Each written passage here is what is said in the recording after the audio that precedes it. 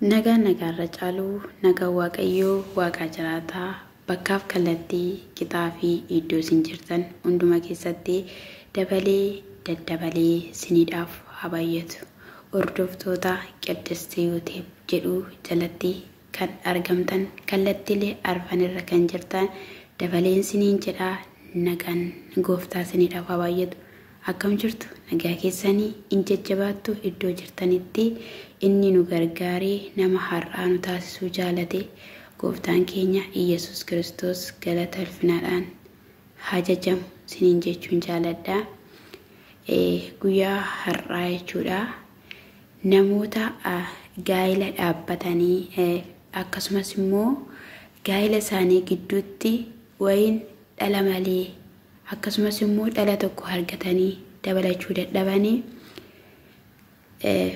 abbaa manaan shigaruu biraankii irratti hojjate ishiin immoo dhugaadha jettee kan boochee jechuudha. Dhugaadha nama baay'ee boochisee kuni mana nama baay'ee jira. Dhiironni gaafa nama fuudha wayin dammoo gaafa shamarree tokkoon fuudhanii anaaf si'i dhala dhabuun wanti gargar nu baasuu hin jiru. Anaaf si gidduu wanti seenu hin jiru.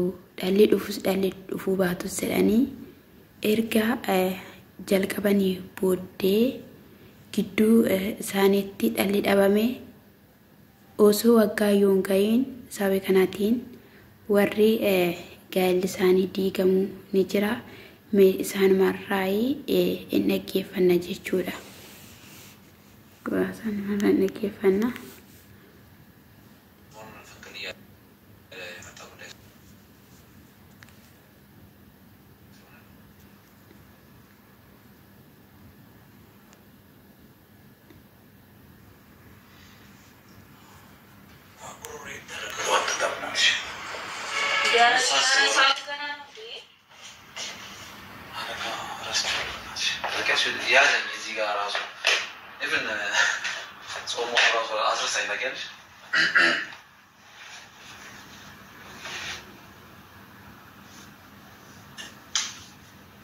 Isin gadee qalleetti jirti jechuudha.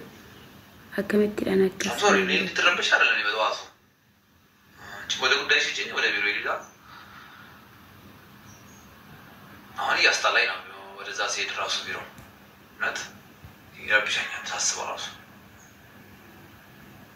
እንትን እኮ ተነግረኝ ነበር ማለት እንዴት እሺ ትኛርሽ የሚል ሀሳብ ነበር እንደዚህ ጸጥ ምትኝ ብሎ አልመሰለኝ ነበር።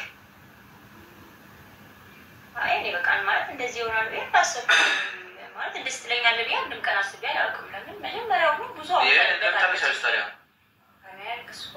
ያው ባሻገር ነው እኔ እኮ ታለሻለሁ ማለት መንገድ ነበረብኝ አይደል?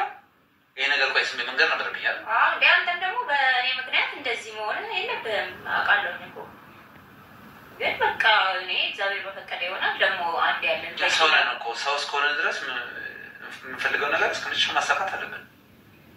ያምረኛል ልጅ እኮ ያምረኛል እኮ በቂ ነች ብዬ ነበር የማስበው ነው ፍላጎቴ አንድም አታልቅሽ ማለት እንዴ እኔ ታልቅሻለሁ ማለት እንደዚህ አይነት ነገር ስሜት ካሳይሽኝ እኮ ወደፊት የምፈልጋቸው ነገር በግልጸኝነት ማለት አልችልም።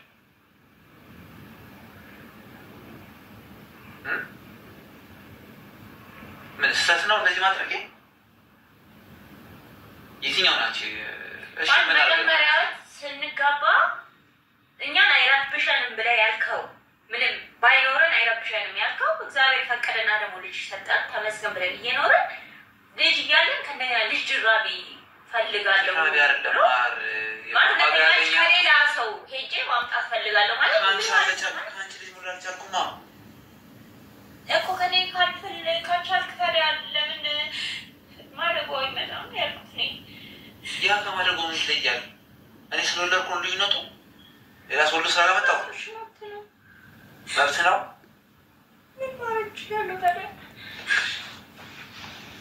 ታክሽ ባይንም አመጣሽ እኔ ማለት እኔ ምን አልከሰልሽ ምን አልከሰልሽ በቃ ችግር የለውም ማለት ነው። አይ ነው በቃ ታስለቅሽኝ ራስ ረፊ ማርያም እንደዚህ እንደምትጠኛ ይቀርታ እሺ ማርያም ይቀርታ ፍራንክ ነው እሺ I'm sorry. Tole gaa'ee dubartiin kun dhala tokkoon qabdi jechuudha. Inni garuu sababii kanaadhaanii kan inni irratti biraankii hojjechuu jaalate namootatu gaggaafatan itti fakkaate akkasumas immoo miseejiidhaanii chaanaalii qabu waan ta'eef namoonni barreessuu fi shamarree tokko godhatanii qabu.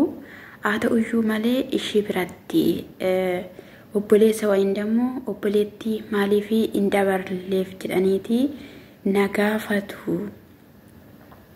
Ennaan goodaa deemes nagaafatu. Ennaan mana firaa dhaqes nagaafatu. Maaliif hinaan jedhu jettee dubbattee jirti jechuudha. Akkasumas immoo sababii kanaan sababeeffachuudhaan kan ka'e inni ani dhalan barbaada. Akkatii sirraa dhala godhachuun barbaada. Ijoollee 2-3 jennaanii ishiin immoo baay'ee yaaddee jettee jechuudha. Baay'eetti yaaddee dhugaadha dhugaa waaqayyoo dhalli waan salphaa miti. Obboloota koo dhala jechuun waan salphaa miti jechuudha. Namoonni tokko namoota ijoollee gaafa baay'ifatanii fudhatanii bakka akka wanta biraatti haasa'u jechuudha. Akka waan ofiishidha godhattee minaaminatti haasa'u jechuudha. Garuu waaqayyoodha kan namaa kennu dhala. Ishiin garuu asiifacha ilaaltee waan gootu dhabde jechuudha. Qarshiin miti kan bitamu dhalli uumama waaqayyoodha. Waaqayyoo kennaa waan gootu dhabde yeroo kanatti ani bakka ergan sirraa argachuu dhabeera ta'ee dhala ergan sirraa godhachuu dhabeera ta'ee deeminaan dubartii biraarraa dhalaan godhadha. Ati immoo hin guddifta'een jechuudha. Iddoo kanatti baay'ee nama tuqa jechuudha. Baay'ee namatti dhagahama jechuudha. Ammuma qaamni koo xiqqoo furdatu garaatti baattanaan jedhu jetti mucaan isaanii kan waggaa 5 minaaminadha. Garuu akkattidhaanii abdii kutachuun gaarii miti waggaa 5tti namni waggaa 25tti iyyuu yeroo inni argatu ni jira. Yeroo baay'ee kun baay'inaanii dhiirota bira jira jechuudha. Dhugaa waaqayyooti dhiirota bira jira. Sababiin isaayyuu dhiironni otoo doktoroota rakkinni isaan bira yoo jiraate yeroo tokko shamarree sana bira waan jiru isaanitti fakkaata jechuudha. Kun garuu wallaalummaadha. Saaraa fi Abrahaamii dhalli dhabuun isaanii gidduu isaanii seenee gargar isaan hin baafne. Haa ta'uyyuu malee Abrahaamii akka inni dogoggoree hin beektu. Garuu waaqayyo waan kakatee waan qabu isa kakateef sana raawwateera. Ammas immoo obboloonni kun abdii kutachuu hin qaban sababii sanarraatiin kan ka'e egaa sababeeffatee wanni ta'e ishiin immoo baay'eetti dhagahame booche jechuudha. Maaliif jennaan yeroo tokko kennaa waaqayyoo keessa harka waaqayyoo keessa galuuni baay'ee namatti dhagahama. Namoonni hospitaala garaagaraatiin yaaluu danda'u. Inni hospitaala garaagaraa yaalamu kan ofiis namaaf hin ta'u.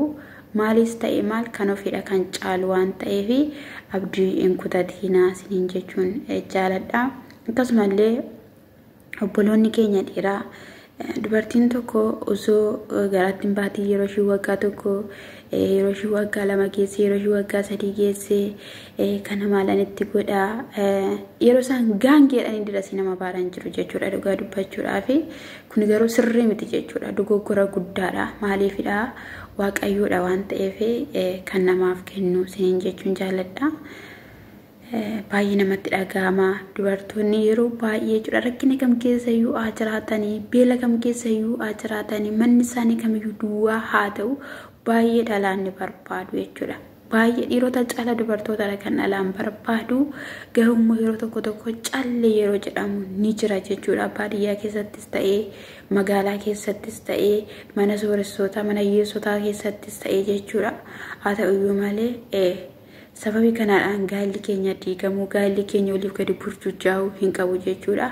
Walamansiifnee erga seennee booddee gidduutti dubartiidha waan ta'eef dubartiin boqonnaa dhabuun ishii hin barbaachisu jechuudha. Akkuma dhalaan barbaaddu ishiinis dhalaan barbaaddi waan ta'eef jechuudha. Kanaafiyyuu kanaan wal daangessu jechuun baay'ee ulfaata. Kanaan waliin daangessinaa siniin jedha. Kanaan waliin daangessu irraa bilisa habaanuu siniin jedha. Jechuun namoota tokkos kan mataa nama dhukkubsu ni jira. Alarraa kan mataa nama dhukkuburra mana keessaas immoo yeroo abbaan mana ofii kanaan nama jeequ baay'ee bakka abdii kutannaa keessa sammuun ishee tuqamurraan kan ka'e qubaa boorraatiin kan ka'e waan baay'ee jira jechuudha. Yeroo kanatti immoo fayyadamtuu osoo hin taane dubartiin sun miidhamtuu taate jechuudha. Kanaaf warri dhiirotaa obsaadhaanii eeggadhaa isiniin jedhaa. Inni ishii nan guddisaa guddifachaa na fidaa haalota hanga mimmijeeffannutti jennaan inni garuu alarraa malee inni jechuudha. Dhugaadha baay'ee na gaddisiiste. Yeroo lammataa silan ilaaluudhaaf malee yeroo dura ilaalu baay'ee na gaddisiiste jechuudha. Kanaafiyyuu kan qabanitti gammadanii waaqayyoodhaanii galateeffachuudha. Namni tokko qabaatee wal loluu osoo hin taane inni tokko yoo hin qabneyyuu umurii dheeraa kan waliidhaan deemanii dulloomanii dhala malee kan hafanii kan dhala namaa guddisanii dhalli namaa kan isaan guddisan immoo akka dhala isaaniitti kan isaan ilaalu kumaatamni isaanii ni jiru jechuudha. Kanan isiniin jedhaa. Kanaafiyyuu abdii keessan hin kutatinaa waaqayyoodhaan kadhadhaa. Warri sinjalaa ture jechuudha. Maamiti abdiin kutatinaa isiniin jedhaa. Waaqayyo isinii kenna maal jenna waaqayyo wanti inni harka isaa keessaa dhabamee iddoo biraa liqaa bittaa dhaquun qabu wanti hundumti harka isaa keessa jira waan ta'eef harka keessan buusa isiniin jedhaa. Gooftaan koo sinaa eebbisu eebbifamaa isiniin jedhaa. Ana obboleettii keessan jajjabeessaa subscribe like naaf gochuudhaan isiniin jedha maatii koo. Gooftaan sinaa eebbisu iddoo jirtanitti nagaan mana keessan jireenya keessan irraa hin fudhatamiin eebbifamaa. Shalom.